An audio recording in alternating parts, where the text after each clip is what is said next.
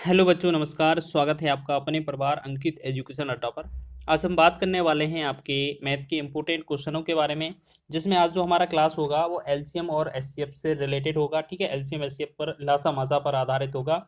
ये हमारा पार्ट 1 है। इससे आज से एक नई सीरीज चालू कर रहे हैं, जो आपका ग्रुप डी स्पेशल सीरीज होगा। इसमें आपका प्रीवियस ईयर जो आपका railway, ALP technician, RPF, SI, RRB, NTPC, RRB, group D, इतने सारे एग्जामों में जो आपके प्रीवियस ईयर एग्जाम में क्वेश्चन पूछे गए थे, उन सभी को लेकर आए हैं। और हर एक टॉपिक वाइज, चैप्टर वाइज आपको शॉर्ट ट्रिक के माध्यम से मैथ करवाने वाले हैं, पूरा ग्रुप डी स्पेशल। जब तक आपका पेपर नहीं होगा तब तक ये सीरीज बराबर लगातार चालू रहेगी। और आपको जब तक आपका एक टॉपिक पूरा, एक चैप्टर पूरा कंप्लीट ना हो जाए, तब तक आपका दूसरा टॉपिक या चैप्टर नहीं बदला जाएगा। ठीक है, तो यहाँ पर हम बात करेंगे इसमें पूरे चैप्टर की। तो यहाँ पर जो होगा आज हमारा एलसीएम एचसीएफ से रिलेटेड होगा। इसमें आज है हमारा एलसीएम एचसीएफ का पार्ट 1 है। ठीक है, इसी तरीके से हम पार्ट 1, पार्ट 2, पार्ट 3 इसी तरीके से करते जाएंगे। तो देखेंगे, और सभी क्वेश्चन आपके प्रीवियस ईयर हैं, उनमें आपको कैसे अप्रोच लगाना है, किस तरीके से करना है क्वेश्चन को। चलिए पहले क्वेश्चन से स्टार्ट करते हैं। लिखा है, दो अभाज्य संख्याओं x और y, x greater than y का लासापा लघुत्तम समावर्त या एलसीएम 119 है। 3y माइनस एक्स का मान ज्ञात कीजिए। ठीक है ना। देखिएगा, अब आपको हम बताएं, यहाँ पर क्वेश्चन में थोड़ा आपको पॉइंट बताया गया है कि दो संख्या हैं, कौन सी अभाज्य संख्या हैं। ठीक है, अब अभाज्य संख्या आपको पता होना चाहिए कौन कौन सी होती है। पहली 2 से स्टार्ट होती है, 2 होती है, 3, फिर अगली 5, फिर 7, फिर आपकी 11 होती है, 13 होती है, फिर उसके बाद आपकी 17 होती है, 19 होती है, फिर आपकी 23 होती है, 29, 31। ठीक है, इसी प्रकार से ये क्या है, अभाज्य संख्याएं बढ़ती जाती हैं। ठीक है, तो हमने देखा जो प्राइम नंबर है वो बढ़ते जा रहे हैं इस तरीके से। तो आपको ये देखना है कि इनमें से देखो, कभी भी कोई भी अभाज्य संख्या हो, उसका जो लासापा निकलेगा वो हमेशा गुणा करने पर आएगा। ठीक है ना। अगर दो अभाज्य संख्याओं का लासा बोला गया है, इसका मतलब है दो अभाज्य संख्याओं का गुणा किया गया होगा। तो आप इन दोनों में से आप कोई भी वैल्यू उठा लीजिए, जिसका गुणा, दो संख्याओं का गुणा 119 हो जाए, वही हमारी संख्या हो जाएगी। जैसे हमने देखा, इन सभी में अगर आप बात करें किस संख्या से भाग जाता है, जैसे हम 2 से भाग जाएगा नहीं, 3 से भाग जाएगा नहीं, 5 से भाग नहीं जाएगा, 7 से भाग चला जाएगा। क्यों? 7 से भाग करेंगे तो 7 एकम 7 और 4 49, 7 7 49, यानी कि ये 17 बार गया। कहने का मतलब हो सकता है हमारी संख्या है 7 और ये 17 ही हूँ। ठीक है ना। क्यों? क्योंकि मान लेते हैं हमारी दो संख्याएं 7 और 17 हैं। देखो, इनमें क्वेश्चन कॉमन तो कुछ है नहीं, लेकिन लासापा निकलेगा तो इन दोनों के गुणनफल के बराबर होगा।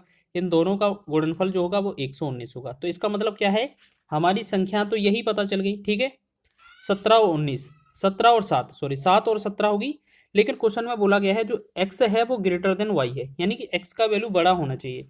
तो x बराबर यहाँ पर हमारा 17 हो जाएगा, लेकिन y का वैल्यू आपका 7 हो जाएगा। हमसे क्वेश्चन में पूछा क्या है वो देख लीजिए, 3y माइनस का x। तो 3 इंटू में y का वैल्यू कितना है 7, माइनस x का वैल्यू कितना है आपका 17। बस इसको कैलकुलेट करेंगे, 7 या 21 और माइनस का 17 करेंगे तो ये कितना बनेगा 4।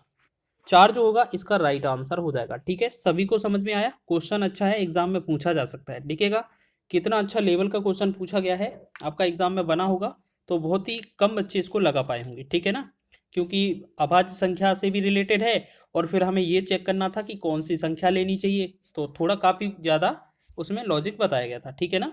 चलिए अगले क्वेश्चन की बात करें हम। चलिए नेक्स्ट क्वेश्चन की बात करते हैं। देखो, सेकंड क्वेश्चन लिखा है हमारा, किन्हीं दो क्रमागत धन पूर्णांकों x और x प्लस 1 का लघुत्तम समापवर्त एलसीएम क्या होगा।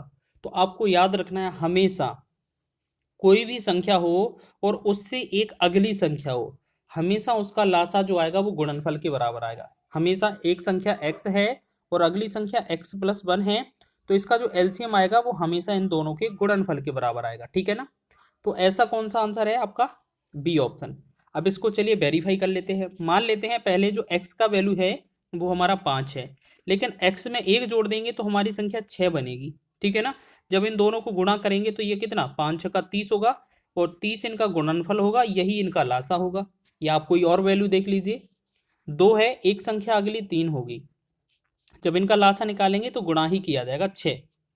ठीक है ना, क्योंकि इसमें कुछ कॉमन है ही नहीं, भाग जाएगा ही नहीं किसी से, तो सीधा गुणा करना होगा। ठीक है, तो इतना समझ में आ गया। तो इसका मतलब क्या है, ऑप्शन नंबर 20 का राइट होना चाहिए हमारा।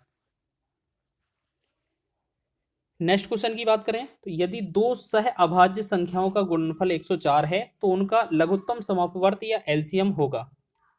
सह अभाज्य संख्या का मतलब होता है कि अगर दो सह अभाज्य संख्याएं हैं तो उनमें कोई भी उभयनिष्ठ गुणनखंड नहीं होगा सिवाय एक की। जैसे हमने देखा यहां पर एक संख्या 2 ले ली, एक संख्या 3 ले ली, ठीक है ना, एक संख्या 2 ले ली, एक संख्या 3 ले ली, तो इनकी जो लासा बनेगा वो हमेशा गुणा के बराबर बनेगा, 2 तिया 6 बन जाएगा। ठीक, अब हमसे ऐसे गुणनफल में क्या बोला गया, 104 है अगर गुणनफल, तो हमेशा जो गुणा आएगा वो जो 6 आएगा, जैसे जैसे 2 और 3 का गुणा किया तो ये 6 बना, तो ये एलसीएम के बराबर होता है। आपको याद रखना, कभी भी सह अभाज्य संख्याएं लिखा हो क्वेश्चन में, अगर उनका गुणनफल दिया जाए तो उसे ही हम एलसीएम समझेंगे। ठीक है, क्योंकि आपको पता होना चाहिए कि सह अभाज्य संख्याओं में कुछ भी संख्या कॉमन नहीं होती है।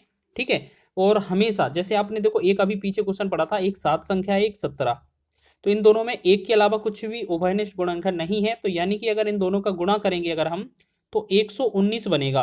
तो हम इसे ऐसा भी कह सकते हैं कि ये दोनों संख्याओं का गुणनफल है, और साथ ही साथ यह भी कह सकते हैं कि इन्हीं दोनों संख्याओं का ये एलसीएम है। तो जब गुणनफल 104 है तो एलसीएम भी 104 ही होगा। ठीक है, याद रख लेना, एलसीएम 104 होगा। कॉन्सेप्ट याद रखना, एग्जाम में पूछा जा सकता है, इनमें कुछ करना नहीं होता है, बस फिर भी कठिन लगते हैं अगर आपको कॉन्सेप्ट पता नहीं होगा। नेक्स्ट क्वेश्चन है 6, 9 और x का लघुत्तम समापवर्त 72 है। दिए गए विकल्पों में कौन सा विकल्प x का संभावित मान हो सकता है। तो हम बात कर लेते हैं पहले तो 6 और 9 का। ठीक है ना, 6 और 9, तो 6 और 9 का हम बात करेंगे तो 6 और 9 के आपके गुणनखंड तो हैं, गुणनखंड जो हैं आपको अलग अलग तरीके से बता सकते हैं। देखो यहाँ पर हम आपको एक ही बार में बता देते हैं। जैसे आप 3 से डिवाइड करें, 3 दूना 6, 3 तिरका 9, तो यहाँ 3 दूना 6 तिया 18, यानी कि इन दोनों संख्याओं का लासा आ गया आपका 18। ठीक है, अब एक काम करना है हमें, 18 में 18 का अगर जैसे 72 बनाना है हमें, तो अगर हम 72 में अगर हम बात करेंगे तो 18 चौके 72, 18 चौके 72 होना चाहिए कि नहीं, होना चाहिए कि नहीं, बिल्कुल। तो इसका मतलब क्या है, हमें इनमें से कोई भी वैल्यू है जो 18, देखो ये तो हमारा 4 आ गया, इसका मतलब क्या है, हमें कम से कम 4 के 2 गुणनखंड और चाहिए। देखो हमारे पास गुणनखंड 8 में क्या क्या है, 18 में क्या क्या गुणनखंड है, आपने देखा ये आपके 18 के गुणनखंड क्या क्या थे, 2 था, 3 और 3। ठीक है, इसके साथ साथ आपको 2 और गुणनखंड चाहिए। ऐसे कौन सी संख्या है जिसके 2 और गुणनखंड होते हों, तो आप देखेंगे, देखो 12 के अगर गुणनखंड किया जाए तो 2, 2 और 3। देखो ये तो अगर आप बात करेंगे इसमें पहला वाला दूसरा वाला, अगर पहला दूसरा कट जाएगा तो इसमें तो एक ही भरपाई हुआ है, तो ये तो आंसर होगा नहीं। ठीक है ना, अगर हम 18 की गुणनखंड की बात करें तो 2, 3 और 3, तो ये हमारा ऊपर वाला वेरीफाई कर दिया, लेकिन हमें 4 की आवश्यकता थी तो ये भी 4 नहीं आया। अब 24 की बात करें और 36 की, तो 24 में हमने क्या देखा, 2 तो होता ही है, उसके बाद 2 2, फिर एक बार और 2, फिर 3। हमने देखा इसमें कि ये वाले 2 3 2 3 तो आपके मिल ही रहे हैं, साथ ही साथ हमें 2 चाहिए थे, ये हमारे दोनों बार मिल गए, तो इसका मतलब आंसर क्या हमारा 24 होना चाहिए। तो एक बार हम इसे क्या है, ऐसा ना करके सीधा विकल्प ऑप्शन में उठाते हैं। ठीक है ना, आपको पता है एक तरफ अगर 6 लिया, एक तरफ 9 लिया, और तीसरी पहली संख्या हमने 18 ले ली। ठीक है ना, तो आपको हमने लासा कई बार करके बताया है कि जो छोटी वैल्यू हो, बड़ी संख्या कोई भी दिख रही हो, अगर उसमें पूर्णता विभाजित हो जाती है तो वो काट दिया करें। जैसे 6 का भाग 18 में चला जाता है, इसे हटा दिया है, 9 का भाग 18 में चला जाता है, हटा दी, तो मतलब इसमें जो क्या बचा 18, 18 का मतलब क्या है, हमारा इसका लासा 18 ही आएगा। जैसे हम दूसरी संख्या ले लें 6 के साथ, 6, 9 और 12। ठीक है, तो हमने देखा 6 जो है 12 के अंदर है, मौजूद है, भाग चला जाता है, 6 को हटा देंगे, तो 9 और 12 का अगर भाग करेंगे, मतलब 9 और 12 का लासा लेंगे, तो 9 और 12 में हम क्या करेंगे, 3 से डिवाइड कर दें, तो 3 तिरका 9 हो जाएगा। यहाँ पर देखो, यहाँ पर हम बात करें, यहाँ पर 9 और 12 है, 3 त्रिका 9 होगा, 3 चौके 12। तो हमने देखा 3 त्रिका 9, 3 चौके 12। देखो 3 त्रिका 9, 9 चौके 36। तो इनका तो लासा हमारा 36 आया, तो 12 वाला तो ये गलत हो जाएगा, ये भी गलत हो जाएगा। ठीक, अब तीसरा विकल्प देखते हैं हम अगला, 36 विकल्प देखेंगे और इसमें अगला देखेंगे। तो अगला कैसे चेक करें, हम ऐसे चेक कर लें कि अगर हमारे पास 36 दिया है तो पहला 6 है, दूसरा 9 है, तीसरा 36। तो हमने क्या बोला था, जो अगर पूरा विभाजित हो जाती है तो पूरा हटा दिया करें। 9 भी 6 का 36 में पूरा जाता है भाग, और 9 का 36 में भी पूरा भाग चला जाता है, तो ये हटा देंगे। इसका मतलब इसका आंसर 36 आएगा। तो एक ही विकल्प बच रहा है हमारा, वैसे आंसर तो यही होना चाहिए 24 ही, लेकिन हम इसे लगा कर देख लें। तो हमने देखा 6 का भाग 24 में चला जाता है, तो इसे हटा दें। ठीक है, अब हमें मतलब 9 और 24 का करना है। जो 9 24 का आएगा वो तीनों संख्या का आएगा। तो इसे हम 3 से भाग करें, 3 त्रिका 9, 3 से 63 24। देखो नीचे अलग अलग हो गया, तो 3 का 3 में गुणा, 8 में गुणा कर कितना होगा, 3 त्रिका 9, 9 8 72। तो 72 ही तो हमें चाहिए था। तो इसका आंसर क्या होगा, ऑप्शन नंबर डी। तो करने के कई सारे तरीके हो सकते हैं, आपको ये देखना है कि किस तरीके से किया जा सकता है। ठीक है ना। चलिए तो आगे बढ़े नेक्स्ट क्वेश्चन की ओर। एक सेम क्वेश्चन फिर लिया गया है, 4 6 और x का लघुत्तम समापवर्त एलसीएम नहीं हो सकता। अब देखिएगा क्वेश्चन में क्या बोला है, नहीं हो सकता। तो एक बात बताइए, 4 6 का लासा जो आएगा, 4 6 का लासा, 4 6 का जो लासा है वो आपका कितना है, 2 से डिवाइड करें, 2 2 तिया 6, यानी कि 2 दूना 4 तिया 12। इनका लासा आया 12। तो 12 का मतलब क्या है, अगला जो संख्या होना चाहिए, अगर ये 12 है और 12 के मल्टीपल में कोई भी संख्या होगी तो वो इनका विभाजित हो जाती है। अगर ये 12 से कोई भी संख्या विभाजित हो जाती है या 12 का मल्टीपल आएगा, तो हम कह सकते हैं जो 4 और 6 का लासा आएगा वही 12 का मल्टीपल भी आएगा। जब ये देखो एक संख्या आपकी 12 आ गई, 4 और 6 से 12 बन गया आपका लासा। ठीक है, अब तीसरी संख्या कोई भी हो वो हमेशा या तो 12 आएगा या 12 के मल्टीपल आएगी। तो हमने देखा 12 से 12 दूना 24 कट जाता है, 12 तिया 36 कट जाता है, 12 पंचे 60 कट जाता है, लेकिन 18 नहीं कटता है। क्वेश्चन में हमसे सिर्फ नहीं वाला पूछा गया था, तो हमारा आंसर क्या होना चाहिए, ऑप्शन नंबर बी। ठीक है, तो समझ रहे हैं। तो हमने क्या देखा, सबसे पहले किया 4 और 6 का लासा, तो 2 दूना 4, 2 तिया 6, और जब इनको देखा हमने तो इनका जो लासा बना 12। अब 12 से विभाजित कौन सी नहीं है, तो ये 18 नहीं होती है, बाकी तीनों होती हैं। हमसे नहीं वाला क्वेश्चन पूछा गया था, तो ऑप्शन नंबर 20 का राइट हो जाएगा। इसी तरीके से हर एक क्वेश्चन को कवर करने वाले हैं, और आगे आपको ऐसी ऐसी शॉर्ट ट्रिक मिलेगी जो सबसे ज़्यादा बच्चे टाइम लगाते हैं जिन क्वेश्चनों में, और कम से कम हम आपको 5 से 10 सेकंड के अंदर बता देंगे ऐसे हल। अगला क्वेश्चन की बात करें, देखो धीमे धीमे स्टेप पर बढ़ा रहे हैं हम, जो अपना लेवल है वो उसको भी अप करेंगे क्वेश्चनों का। इनमें से कौन सा 3 4 और x का लासा नहीं हो सकता, तो वही चीज़ किया ना अभी। देखो ये थोड़ा बदल के पूछ लिया है, तो हम सबसे पहले 3 और 4 का लासा करेंगे। तो 3 और 4 का लासा, जब देखो दोनों अलग हैं, सहअभाज्य संख्या है, तो इनका जो गुणा होगा वही लासा हो जाएगा। तो 3 और 4 गुणे कितना होगा, देखो अगर आपको पता है ना, हमने पीछे बताया है, अगर सहअभाज्य संख्या है कुछ भी कॉमन नहीं होता है, तो इनका जो गुणनफल होगा 12, वही इनका एलसीएम बनेगा। बनेगा कि नहीं बनेगा, ठीक है। अब 12 से जो विभाजित हो जाएगी या 12 का मल्टीपल जो होगी वो इसके लासा बन सकते हैं, लेकिन इसके अलावा नहीं बन सकता। जैसे हमने 12 से 60 में भाग दिया, बन सकता है। 24 में 12 दूनी 24, 12 तिया 36, लेकिन 18 नहीं बना। यही तो हमने पिछला क्वेश्चन किया था, बस लासा हमने 6 और 4 का लिया था उसमें, और इसमें हमारा 3 और 4 का लासा लिया। ठीक है, तो ऑप्शन नंबर सी इसका राइट हो जाएगा। अच्छा क्वेश्चन है, आगे बढ़े नेक्स्ट क्वेश्चन की ओर। अगला क्वेश्चन देखिएगा, क्वेश्चन लिखा है 169 का वर्गमूल और 27 का घनमूल, 64 का घनमूल और इसके साथ 144 का वर्गमूल जो संख्या बन जाए, फिर इनका लासापा ज्ञात करना है, लासा ज्ञात करना है। तो सबसे पहले क्या करेंगे, 169 लिखा है, इसका क्या करना है हमें, वर्गमूल। वर्गमूल मतलब 2 लिखा है। जो आपका 27 लिखा है, 27 का क्या करना है हमें, घनमूल करना है। उसके बाद 64 लिखा है, 64 का क्या करना है हमें, घनमूल निकालना है।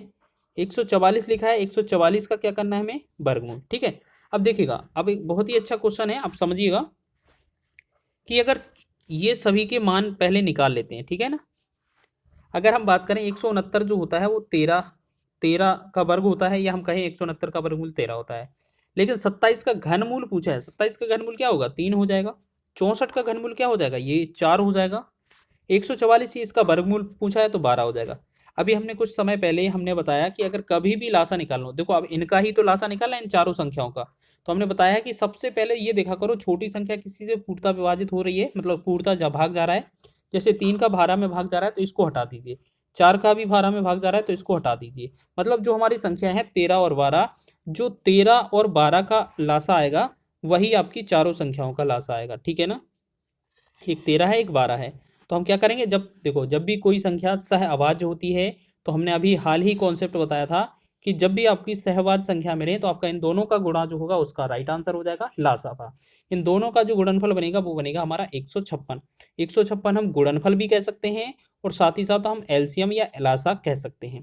तो इसका आंसर है हमारा ए ऑप्शन, इसका राइट हो जाएगा। ठीक है, क्वेश्चन अच्छा है, एग्जाम में बन सकता है, तो याद रखिएगा अगर इस तरीके का क्वेश्चन मिला।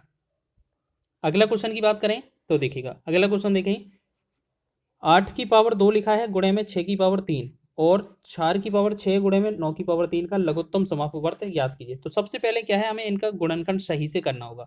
आप इस 8 की पावर 2 गुणे में 6 की पावर 3 लिखा है, इसे सबसे पहले फैक्टर तोड़ें। तो हम बात करेंगे इसमें 8 का पावर, देखो 8 का पावर लिखा है ना, तो आप ऐसे समझें कि ये 8 और 8 दो बार दिया होगा। मान लेते हैं ये 8 गुणे 8 आपका दो बार है, ठीक है, गुणा में 6 की पावर 3 है, इसका मतलब ये 6 गुणे में 6 गुणे में 6 3 बार दिया होगा। तो आप बताइए, एक बार 8 को हम क्या लिखते हैं, 2 की पावर 3, 2 दूना 4 दूना 8, और एक बार दूसरी बार 8 लिखा है तो इसकी पावर भी कितना लिखेंगे, 3 लिखेंगे, गुणा 6 को क्या लिखते हैं, 2 गुणे 3 लिखते हैं। 6 को क्या लिखते हैं, 2 गुणे 3 लिखते हैं, ठीक है ना। और 6 को क्या लिखते हैं, 2 गुणे 3 लिखते हैं। हमने तीनों के मान निकाल लिए। तो हमें इसको कैलकुलेट करेंगे, इसे बनाएंगे। तो 2 पर घात 3 है, 2 पर घात 3 है, 2 पर 1 1 1, यानी कि आपको सीधा पता है ना, गुणा में घात जुड़ जाती है। तो 2 पर घात कितनी हो जाएगी, 3 ये है हमारे पास, 3 6 1 7 8 और 9, 2 की पावर कितना हो जाएगा 9, गुणे में आपके पास 3 कितनी बार है, 3 बार दिए हैं, तो 3 की पावर 3 हो जाएगी, यानी कि पहली संख्या तो ये बन गई आपकी, ठीक है। चलिए आगे देखें, दूसरी संख्या को कैसे, 4 की पावर 6 लिखा था गुणे में 9 की पावर 3 लिखा था। तो इसे हम क्या कर सकते थे, 4 की पावर 6 है, तो एक काम करें, आप ऐसे समझ लें, आप ऐसे समझ लें कि इस 4 को देखो, अब इस तरीके से नहीं करें, इसमें थोड़ा समय लग रहा है, तो एक काम करें, छोटा सा लॉजिक देख लें, आप ऐसे समझें कि आप थोड़ा अलग तरीके से समझ लें। 8 की पावर 2 और गुणे में 6 की पावर 2, 8 की पावर 2 को क्या लिखेंगे, 2 की पावर पहले तो 3 लिखेंगे और इसकी भी पावर कितना 2 लिख दें, क्योंकि 8 को हम 2 की पावर 3 लिख सकते हैं, गुणा 6 को क्या लिख सकते हैं हम, 2 गुणे 3 लिख सकते हैं, 2 तिया 6 और इसकी पावर में 3। देखो ये तो आपका दूसरा तरीका है, इस वाले से कम समय लगेगा तो इससे कर लीजिए। 2 की पावर 3 दूना 6 हो जाएगा ऊपर, गुणा में 2 की पावर 2 गुणे 3 की पावर 3 है, तो ये 2 की पावर भी 3 है और 3 की पावर भी 3 है, तो इसका मतलब है 2 की पावर 3 गुणे में 3 की पावर 3, ठीक है। तो हमने देखा, अब इसमें और गुणा करेंगे तो 2 की पावर कितना हो जाएगा, 6 और 3 9 हो जाएगा, गुणा में 3 की पावर कितना हो जाएगा, ये 3 ही रहेगा, ठीक। अब दूसरे को चेक करें तो ये 4 की पावर 6 गुणे में 9 की पावर 3, तो 4 को क्या लिख सकते हैं, 2 की पावर 2 और इसकी भी पावर 6 है, गुणा में 9 को क्या लिखेंगे, 3 की पावर 2 और इसकी भी पावर कितना 3। तो हमने देखा 2 की पावर कितना, 2 और 6 का गुणा करेंगे तो 2 की पावर हो जाएगा 12, गुणा में, और इसमें 3 की पावर 2 और उसकी पावर 3 है, तो 3 दूना 6, 3 की पावर हो जाएगा 6, ठीक है। तो हमें लासा किनका निकालना है, इन दोनों संख्याओं का, ठीक है ना। तो आपको याद रखना है लासा कैसे निकाला जाएगा, बहुत ही अच्छा कॉन्सेप्ट है, आप एक बार याद रख लीजिए, कभी नहीं भूलेंगे, बहुत ही अच्छा ध्यान रखना है, क्वेश्चन पूछा जाता है। तो आपको लासा पा कभी भी निकालना हो, एलसीएम हमेशा बड़ी घात लेना। सबसे पहले हम एक 2 गुणनखंड लिया है, 2 पर अधिकतम घात कितनी है, इसमें आपकी 9 घात है, इसमें आपकी 12 है, तो अधिकतम 12 लेना है, ठीक है। फिर गुणा, फिर दूसरा गुणनखंड आपके पास 3 है तो 3 लिखेंगे, इस पर अधिकतम घात कितना है, इस पर 3 है, इस पर 6 है, तो इसका मतलब क्या है, हमें 3 की पावर 6 लेना है। तो इसका मतलब आंसर हमारा क्या होगा, 2 की पावर 12 और 3 की पावर 6, तो जो कि आपका ऑप्शन नंबर डी में दिया हुआ है, ठीक है ना। तो एग्जाम में बन सकता है, तो इस तरीके से बनाइएगा ऑप्शन डी। नेक्स्ट क्वेश्चन की ओर बढ़े, अगला क्वेश्चन देखेंगे। अगला क्वेश्चन क्या है, संख्याओं में दिया है, तो इसको संख्या पहले लिखें। देखो अब तो इसको सीधा डायरेक्ट देखें, हमारे पास एक संख्या ये है और एक संख्या ये है, इनके अभाज्य गुणनखंड की घात दिया है, तो इसे हमें आसानी होगी, इसे सॉल्व नहीं करना पड़ेगा और डायरेक्ट ही आंसर हो जाएगा। तो सबसे पहले हमें क्या निकालना है, एलसीएम निकालना है, क्वेश्चन में बोला गया है। तो सबसे पहले हम 2 गुणनखंड चेक करते हैं, 2 की पावर, सबसे अधिक 2 की पावर क्या है आपके, यहाँ पर 4 है, यहाँ पर 2 है, तो हम सबसे पहले कौन सा घात लेंगे, 2 की पावर 4, ठीक। गुणा लगाएंगे। अगला गुणनखंड हम मान लेते हैं यहाँ पर 3 है तो 3 है, 3 लिखेंगे। अब 3 पर अधिकतम घात देखेंगे, यहाँ पर 4 है और यहाँ पर 6 है, तो 6 वाला घात लेंगे सबसे बड़ा, ठीक है, 3 की पावर 6, गुणा लगा देंगे, ठीक है। अगला गुणनखंड हमारे पास 5 है और 5 है, तो हमने लिखा 5।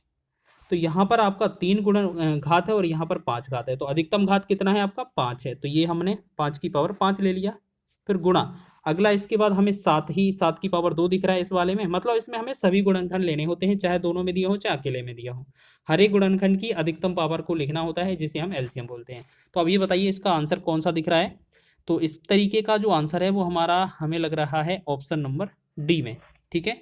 देखो 2 की पावर 4 दिया हुआ है और 3 की पावर 6, 5 की पावर 5, 7 की पावर 2, इसका मतलब है डी ऑप्शन इसका राइट हो जाएगा हमारा। अगला क्वेश्चन करें हम, अगले क्वेश्चन की ओर बढ़े। देखो एक और क्वेश्चन इस तरीके से लिया है, बस अब संख्या क्या है 3 है, एक यहाँ पर है एक यहाँ पर है, अब यहाँ पर है, ठीक है, ये यहाँ तक है, ठीक है ना। अगर ये यहाँ वाला 7 हटाकर हम यहाँ पर 7 लिख रहे हैं तो जल्दी से पहचान में आ जाएगा, ठीक है। अब देखो लासा पर ज्ञात करना है हमें, लासा एलसीएम बोला गया है, ठीक है। तो सबसे पहले हमें छोटा गुणनखंड कौन सा है 2, 2 पर 1 घात है, यहाँ पर 2 घात है, यहाँ पर 2 घात है, यानी कि 2 पर कितनी घात होनी चाहिए 2, गुणा। दूसरा गुणनखंड आपका 3 है 3 है 3 है, तो 3 लिखा। सबसे ज्यादा घात कितना है, देखो यहाँ पर आपका 2 है, यहाँ 1 घात है, तहाँ यहाँ 1 घात है, यानी कि 3 की पावर 2 होनी चाहिए, फिर गुणा। अगला गुणनखंड आपका 5 है, तो देखो 5 पर यहाँ पर 1 घात, 2 घात और 2 घात, तो हमें बड़ी घात 2 लेनी चाहिए, 2 ले लेंगे, ठीक है, गुणा। अगला गुणनखंड हमारा 7 है, 7 लिखेंगे, यहाँ पर 1 घात है, यहाँ 1 घात है, यहाँ भी 1 घात है, तो इसका मतलब 7 सिंगल ही रहेगा। बस इनका कैलकुलेट करना है, आंसर हो जाएगा, ठीक है। इतना समझ रहे हैं ना। चलिए तो अब एक बात करिए, इनको सॉल्व करेंगे अगर हम, तो यहाँ पर क्या हो जाएगा हमारा, 2 की पावर 2 को क्या लिखेंगे 4, 3 की पावर 2 को 3 तिरका 9, गुणे में 5 की पावर 2 को 25 और गुणे में 7, ठीक है ना, यही है ना क्वेश्चन, ठीक। अब देखो यहाँ पर अब इसको क्या है क्वेश्चन करना है हमें, ठीक है। देखो 25 का 4 में गुणा करेंगे तो 100 आएगा, 100 का मतलब डबल जीरो होगा और 9 7 63, यानी कि ये बनेगा पूरा कैलकुलेट होकर 6300, 6300 जो होगा ऑप्शन नंबर ए इसका राइट आंसर। क्वेश्चन अच्छा है, एग्जाम में बन सकता है, तो आप आसानी से बना लेंगे, ठीक है ना। चलिए अगले क्वेश्चन की ओर बढ़े, देखेंगे अगला क्वेश्चन देखें। देखिएगा अब एक क्वेश्चन बेसिक लिया है जो आपका क्वेश्चनों में दिया होता है इस तरीके का, कि आपका एक संख्या 60 दिया है, 120 दिया है और 225 दिया हुआ है, इनका लासा ज्ञात करना है। तो लासा कैसे ज्ञात करते हैं आपको याद रखना है, पहले तो इन सभी तीनों वैल्यू में सबसे पहले ये चेक कर लिया करें किसी संख्या का पूरा भाग जाता है कि नहीं। 60 का भाग 120 में पूरा चला जाता है तो इस 60 को हटा दीजिए, इसका कोई मतलब ही नहीं बनता है, ठीक है। बस इन दोनों का गुणा करना है, मतलब इन दोनों का लासा करना है। तो अब एक बात बताइए, इन दोनों का लासा करेंगे अगर हम, तो इनमें हमें क्या करना चाहिए, पहले हम एक काम करते हैं, कोई भी बड़ी संख्या से भाग कर सकते हैं। तो यहाँ पर हमें देखो 15 अट्ठे 120 और 15 15 का ये वर्ग होता है, तो हम यहाँ पर सीधा 15 से ही भाग कर दें समय बचाने के लिए। तो यहाँ 15 से डिवाइड किया, 15 अट्ठे 120 हो जाएगा, 15 का 15 225 होता है, ठीक है। अब देखो यहाँ पर अलग अलग आ गए और ये भी अलग है, तो मतलब इन तीनों का गुणा करना है, हमारा आंसर हो जाएगा, ठीक है। तो अभी आप देख रहे थे 15 और 8 का, या 15 15 का गुणा 225 होता है और इसका गुणा 8 में करेंगे तो कितना 8 5 40, 8 दूना 16 4 20 और 8 दूना 16 2 18, तो इसका जो लासा बनेगा वो 1800 बनेगा, ठीक है। हम आपको बता रहे हैं इसका आंसर क्या होगा 1800। देखो क्वेश्चन आसान है, बस आपको तरीका आना चाहिए, आप किस तरीके से अटेम्प्ट करते हैं क्वेश्चन को, और जाके आपको फास्ट करना है और अपना समय बचाना है, ठीक है। अगला क्वेश्चन देखें, 2.05, 1.05 और 2 का लासापा, ये आपकी यहाँ पर कॉमा है, ठीक है। इनका लासापा बोला गया है, एलसीएम जो है इनमें से किसके बराबर होगा। तो आपको पता है ना 2.05 लिखा है, अगर यहाँ पर हम ये पॉइंट हटाएंगे तो ये बटा में 100 आ जाएगा, ठीक। दूसरा हमारा क्या है 1.05 है, इसके पॉइंट हटाएंगे तो इसके बटा में 100 आ जाएगा। तीसरी संख्या क्या है 2 है। अब एक बात बताइए, ऐसा वाला विकल्प कौन सा दिख रहा है।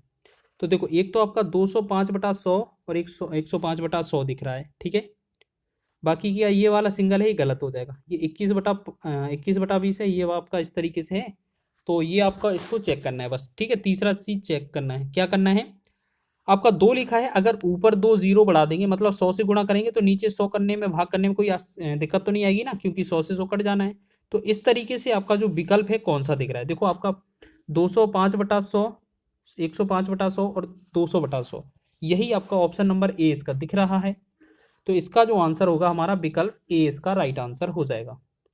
ये आपके आरआरबी जेई के एग्जाम में पूछा गया था 2019 में। नेक्स्ट क्वेश्चन की बात करें कि 36 और के का लासापा 72 है, के का संभावित मान ज्ञात कीजिए। देखिएगा, आप एक बात बताएं, अगर आपका के का लासापा आपका 72 है तो आप इन चारों विकल्पों को चेक कर ले। देखो आपको, देखो एक में आपका 24 दिया है, एक में आपका 24 72, एक में 8 केवल, एक में 8 24 72। तो एक काम करें ना, आप पूरे 8 24 72 को चेक कर लें, जितने आंसर आएंगे उतने आंसर बता देंगे हम। एक आपका 36 है और एक आपका 8 है, तो इसमें हम भाग करेंगे 4 से। 4 नम 36 और 4 दूना 8, देखो अलग अलग हो गया। 4 का 9 का 2 का गुणा करेंगे तो 4 नम 36 दूना 72 ही बनेगा। दूसरा विकल्प चेक करें, एक 36 है, एक हमारे पास 24 है। इसमें हमें लग रहा है 12 से भाग चला जाएगा, 12 तिया 36, 12 दूना 24, नीचे अलग अलग हो गया। 12 का 3 का और 2 का गुणा करें, 12 तिया 36, 36 दूना 72, तो इसमें भी आपका 72 आ गया। तीसरा विकल्प चेक करें कि आपका 36 दिया है और 72 होगा, तो हम बात करेंगे, आपको तो पता है ना, जब 36 अगर 72 में पूरा जाता है तो इसमें छोटी वाली संख्या को हटा दिया जाता है, तो इसका मतलब 72 आया, तो ये 72 ही इसका लासा होगा। तो कह सकते हैं कि जो आपका के दिया है इस स्थान पर आपका 8, 24 और 72 तीनों संख्याएं संभावित हो सकती हैं, तीनों ही आ सकती हैं। ठीक है, तो इस प्रकार आपका ऑप्शन नंबर बी हो जाएगा। नेक्स्ट क्वेश्चन की ओर बढ़े। अगला क्वेश्चन देखिएगा, अब क्वेश्चन आपको क्या है, बहुत ही शॉर्ट ट्रिक से मिलेंगे, और यहाँ पर जो क्वेश्चन है ना, बच्चे छोड़कर आते हैं यहाँ पर। अब हम आपको जो बताएंगे वो चीज़ आपको अप्लाई करना है। क्वेश्चन में क्या लिखा है, वह सबसे छोटी प्राकृत संख्या कौन सी है जिसे 1225 में जोड़े जाने पर प्राप्त परिणामी संख्या को 12, 18, 21 और 28 में से प्रत्येक से विभाजित करने पर शेषफल 3 आए। ठीक है ना। चलिए, तो एक बात बताइए, अगर हम इनमें चेक करें कि क्या जोड़ा जाना चाहिए, तो पहले तो हमें ये चेक करना है क्या ये 1225 है, जो 1225 है इसमें क्या जोड़ा जाना चाहिए। मान लेते हैं ये जो संख्या है वो x जोड़ी जानी चाहिए, तब जो संख्या होगी वो इसमें से, देखो इसमें से हमारा शेषफल 3 बचना चाहिए हर स्थिति में। तो एक काम करेंगे, अगर इसमें 3 शेषफल बच जाता है, तो एक बात बताइए, अगर हम 1225 में प्लस x संख्या जोड़ें तो हमारी संख्या 12, 18, 21 और 28 से पूर्णतः विभाजित हो जानी चाहिए, और विभाजित हो जानी चाहिए, लेकिन इस स्थिति में हमें 3 शेषफल चाहिए हमें। अगर इसमें से हम 3 पहले ही घटा दें, अगर इन चारों संख्याओं में से 3 पहले ही घटा दें, तो क्या हमारे पास शेषफल बिल्कुल बचेगा? नहीं बचेगा ना। मान लेते शेषफल बचेगा ही नहीं। तो अगर हम पहले वाली संख्या जोड़ेंगे तो पहली कितना 38 जोड़ी जानी चाहिए। ठीक, अगर दूसरी संख्या देखी जाएगी तो 38 में से 3 हटाएंगे तो ये हमारा 35 बचेगा, और इसमें से अगर हम 35 में 3 घटाएंगे तो ये 32 बचेगा, और 43 में से 3 घटाएंगे तो ये कितना बचेगा हमारा 40। ठीक है, अब एक बात बताइए, पहले तो ऊपर वाली संख्या को चेक करें हम। ठीक है, पहले तो ऊपर वाली संख्या को चेक करें, इनमें से कौन सा विकल्प आ रहा है। तो एक काम करते हैं, इनमें से 32, 35, 40, 38 दिया ना, तो सबसे पहले छोटी संख्या चेक करके रख लेते हैं। ठीक है, सबसे पहले छोटी संख्या, देखो अब यहाँ पर क्या है, हमें शॉर्ट ट्रिक करना है बस। देखो वैसे तो और भी कम समय में लगा सकते हैं, तो हम सबसे पहले आपको बताएं, देखो बाकी हम तरीका और बता देंगे आपको। ये जो 12, 18, 21 और 28 लिखा है ना, इनमें सबसे पहले हम 18 को देखें। 18 का मतलब क्या होता है, जो 18 से विभाजित है वो 2 और 9 से पूर्णतः विभाजित हो जाएगी। तो हम सिर्फ 9 की बात कर रहे हैं, सिर्फ 9 की। ठीक है, अगर हम बात करेंगे सिर्फ 9 संख्या की, तो आप एक काम करें, 9 का विभाज्यता का रूल कहता है कि सभी अंकों को जोड़ दिया जाए और 9 से भाग चला जाता है तो पूरी संख्या 9 से विभाजित हो जाती है। तो हम एक काम करेंगे, इस वाली संख्या को पूरा विभाजित करेंगे। ठीक है, इनमें क्रमशः देखो हमने देखा यहाँ पर 9 से 1, 2, 3 हो जाएगा, 3, 2, 5, 5, 5, 10, यहाँ पर 10 आया। प्लस में आपको देखो पहला वाला विकल्प जोड़ेंगे तो 8, 3, 11, ये 11 जोड़ देंगे, 11, 10 कितना होगा 21। तो 21 तो 9 से विभाजित होता नहीं है, तो पहला ऑप्शन गलत है। दूसरा है 35, 10 में आपका 35 का मतलब है 3 और 5 कितना होगा 8, 8 जोड़ेंगे 10 और 18, तो 18 विभाजित हो जाता है। तो देखो ये वाला सत्य हो सकता है। अभी और भी विकल्प चेक करना है। 3 और 2 5, 10 में अगर आप 5 चेक करेंगे तो ये 15 बनेगा। 15 9 से विभाजित नहीं होता है, तो ये वाला गलत हो जाएगा। उसके बाद 10 में अगर आप 40 का मतलब 4 ऐड करेंगे 14 हो जाएगा, तो 14 भी आपका विभाजित नहीं होगा। तो इसका मतलब क्या है, पहली जो बी विकल्प है यही हमारा आंसर हो जाएगा। ठीक है ना। तो एक काम करें, ये तो आपका आंसर हो गया, ठीक है, आपका बी ऑप्शन। लेकिन आपको शॉर्ट ट्रिक में करना है, तो इससे भी कम समय में आपको सॉल्व नहीं करना है कि आप इनका सीधा एलसीएम करेंगे या इस तरीके से कम अधिक, इसमें नहीं करना है। आप देखो सीधा याद रखें, सबसे पहले आपको क्वेश्चन में आपको 9 देखना है। अगर 18 क्वेश्चन लिखा है, 18 का मतलब इसमें 2 और 9 दोनों दिया है, ठीक है ना। इसे और भी कम समय में करेंगे, लेकिन हम आपको स्पेशली 9 का रूल बताते हैं, विभाज्यता का रूल। कि 9 का रूल कहता है कि पूरे संख्याओं का जोड़ लिया जाए और 9 से विभाजित किया जाए, तो संख्या पूरी अगर विभाजित हो जाती है तो वह संख्या पूरी विभाजित हो जाएगी। ठीक है। तो हमने देखा 1 2 2 5 ये संख्या और प्लस में एक्स संख्या है, वो हमें विभाजित करनी है। तो हमने देखा 1 और 2 3, 3 2 5 5 10, ये 10 हो गया। 10 में सीधा 41 चेक करें। 41 का मतलब 4 और 1 जोड़ेंगे। 4 और 1 का मतलब 5 जोड़ दिया हमने, 5 जोड़ दिया मतलब 10 में प्लस 5, ये 15 हो गया। ठीक है, 15 हो गया। ठीक है, दूसरा देखें 38, मतलब 10 में अगर कितना जोड़ना है, 8 3 11 जोड़ना है, तो ये कितना हो गया 21। तीसरा करेंगे 10 में आपको कितना जोड़ना है, 3 और 5 8, तो ये 18 हो जाएगा। और चौथा आपको कितना करना है 43, तो 10 में आपको 4 और 3 7 जोड़ना है, तो ये कितना होगा 17। अब एक काम करिए, 9 का विभाज्य करना है हमें, 9 से भाग देना है, और हर स्थिति में आपका कितना बचना चाहिए, 3 शेष, 3 शेष बचना चाहिए ना। अगर 9 से इसमें भाग करते हैं 15 में, तो 9 एकम 9 और 6 शेष बचता है, तो यानी कि पहला विकल्प गलत है। 9 से भाग करते हैं दूसरे वाले में, 9 दूना 18, 3 शेष बचता है, तो ये वाला सत्य है, तो ये वाला सत्य हो गया। तीसरे वाले में देखेंगे 9 से भाग करते हैं 18 पूरा कट जाता है, तो इसमें तो विकल्प शेष ही नहीं बच रहा है। चौथा विकल्प है 17, 17 में 9 से भाग करते हैं तो 8 बचता है, तो ये गलत है। इसका मतलब हमारा 38 होना चाहिए। बस इसी भाग से आपको क्वेश्चन करना है, कैलकुलेशन पर नहीं जाना है। अगला क्वेश्चन देखें, देखो 4 अंकों वाली वह बड़ी से बड़ी संख्या ज्ञात कीजिए जिसे 7 11 और 13 से विभाजित करने पर प्रत्येक स्थिति में शेषफल 4 प्राप्त होगा। ठीक है, देखो शेषफल 4 प्राप्त होना चाहिए। तो अब एक बात बताइए, विभाज्यता का रूल बताइए। आप या तो इसमें करें कि इसी से पूरा भाग कर लें, मतलब या तो इसका पूरा एलसीएम कर लें और उसमें 4 जोड़ दें तो आंसर हो जाएगा। ठीक है, इसका मतलब क्या है कि 7 का 11 का और 13 का गुणा करेंगे और इसमें प्लस 4 कर देंगे, हमारा आंसर हो जाएगा। यही बोला गया ना, आंसर तो यही होना है।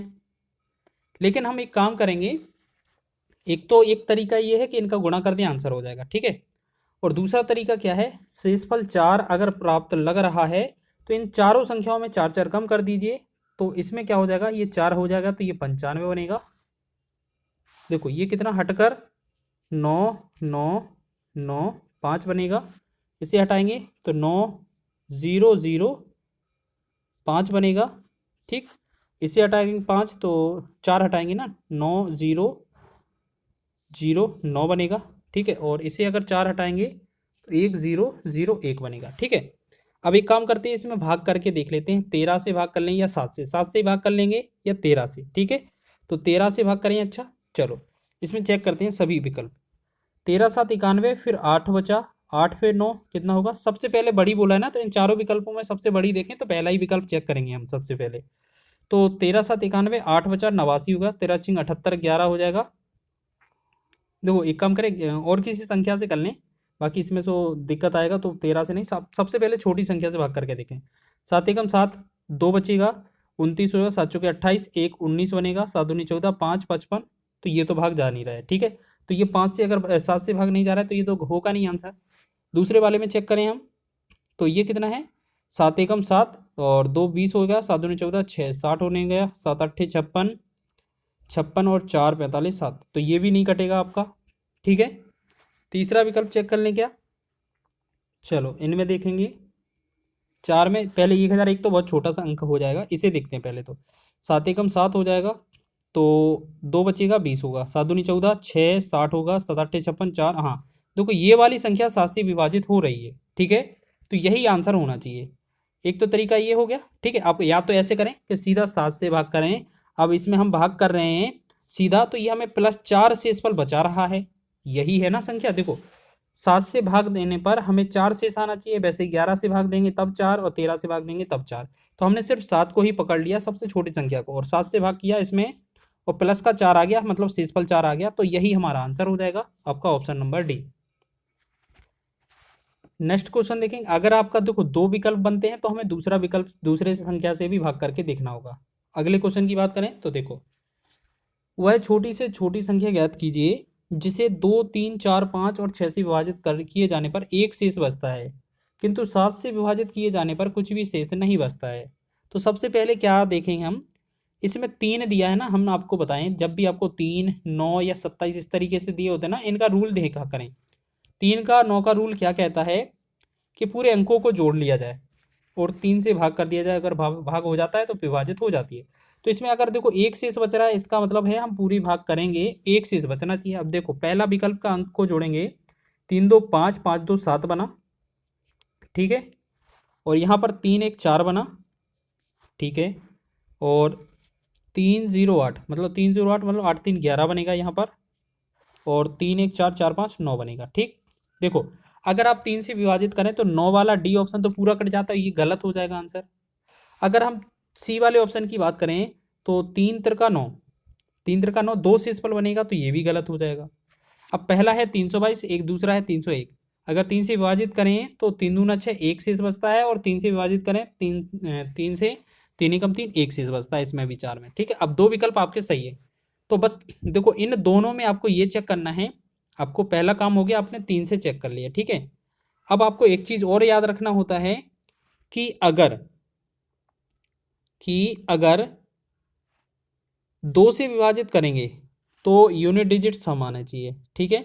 लेकिन हमें एक शेषफल चाहिए, तो पहले ही हम एक इसको हटा लेंगे। इसमें से एक हटाएंगे तो ये 300 रहेगा, और इसमें से एक हटाएंगे तो ये 321 रहेगा, ठीक है ना। शेषफल एक की बारे में तो हम 2 से विभाजित कर रहे हैं, तो इसमें तो आपका पूरा शेषफल जा रहा है, इसमें तो नहीं आ रहा है। यानी कि ऑप्शन नंबर बी ऑप्शन होना चाहिए। इसका मतलब क्या है, हम आपको ऐसे समझा रहे हैं कि आपको ऐसे समझना है। एक चीज तो देख लिया आपने 3 से चेक करके। अब 2 का मतलब क्या है, 2 से विभाजित करें और शेषफल एक बचना चाहिए। अगर 322 को 2 से विभाजित किया जाए तो देखो यूनिट डिजिट सम है, इसका इकाई का अंक सम है, तो इसमें तो कोई शेषफल ही नहीं बचेगा, तो ये तो आंसर गलत हो जाएगा। तो इसका मतलब क्या है, हमारा ऑप्शन नंबर बी ही राइट हो जाएगा। आपको ज्यादा नहीं करना है, बस भाग देकर देखना है, हर एक क्वेश्चन को इस तरीके से बन रहा होगा। अगला क्वेश्चन है, वो है छोटी से छोटी संख्या ज्ञात कीजिए जिसे 9, 18, 10 और 12 से विभाजित करने पर प्रत्येक मामले में 3 शेष बचता है। देखो अब यहाँ पर हमें 9 मिल गया ना, तो 9 का रूल यह कहता है कि पूरे अंकों को जोड़ लिया जाए और 9 से विभाजित कर दिया जाए, और विभाजित हो जाए तो पूरी संख्या विभाजित हो जाती है। तो हम जल्दी से 9 इन सभी संख्याओं के अंक जोड़ लेते हैं। 3 और 6 9, 9 5 14, ठीक है।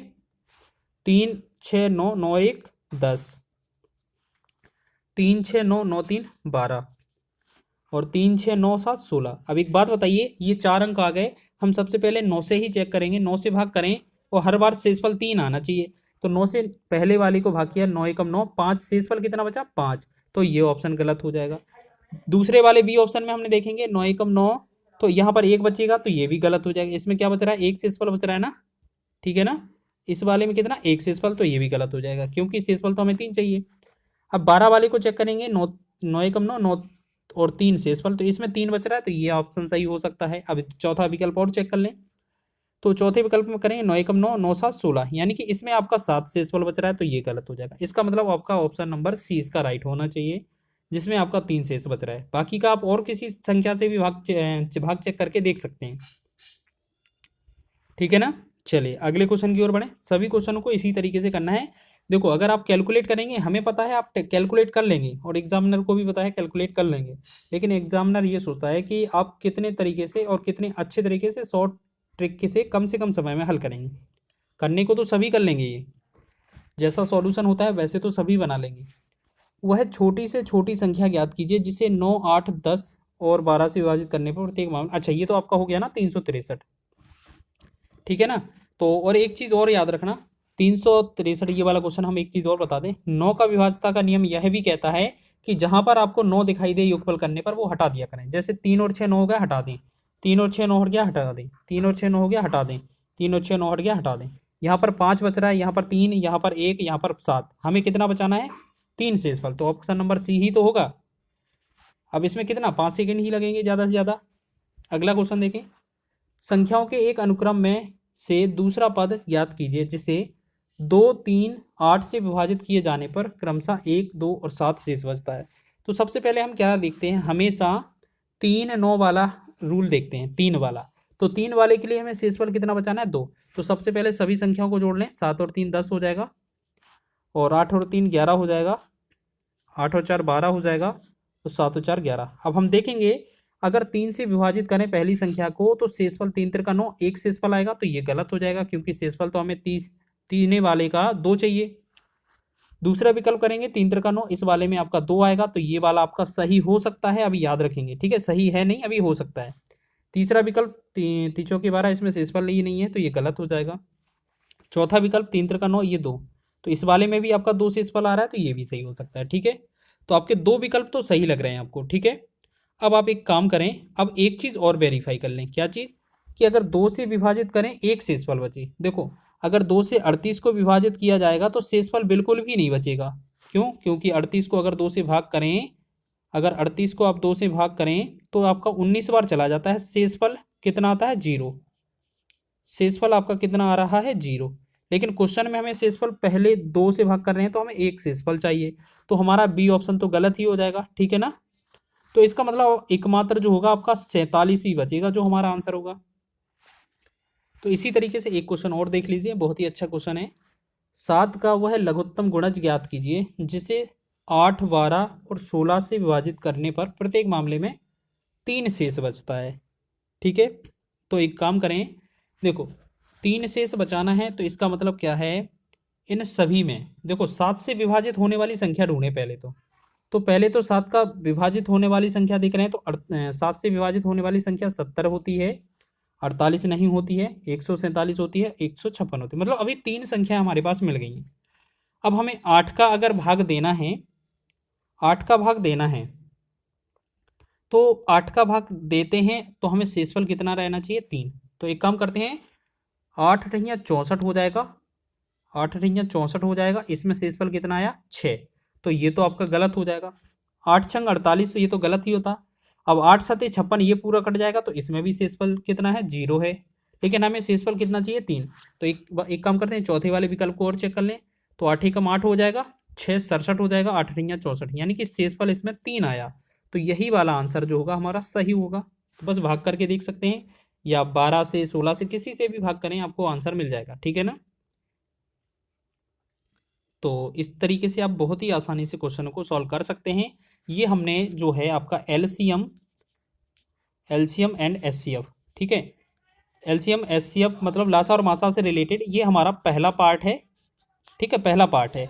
हम कोशिश करेंगे सबसे ज़्यादा पार्ट, मतलब हर एक टॉपिक को 4 से 5 पार्टों में कवर करने की कोशिश करेंगे, और हर एक को अच्छे ट्रिक और बिल्कुल लेटेस्ट प्रश्न लेकर आएंगे जो आपके रेलवे के एग्जाम के लिए महत्वपूर्ण होंगे, ठीक है। ग्रुप डी स्पेशल ये हमारी क्लास चल रही है, आज से हमने स्टार्ट कर दिया है क्लास को, और अब ये क्लास तब तक नहीं रुकेगी जब तक आपका एग्ज़ाम ना हो जाए, ठीक है। अगर वीडियो अच्छा लगता है तो वीडियो को लाइक करें, शेयर करें, चैनल पर नए हैं तो चैनल को सब्सक्राइब कर लें।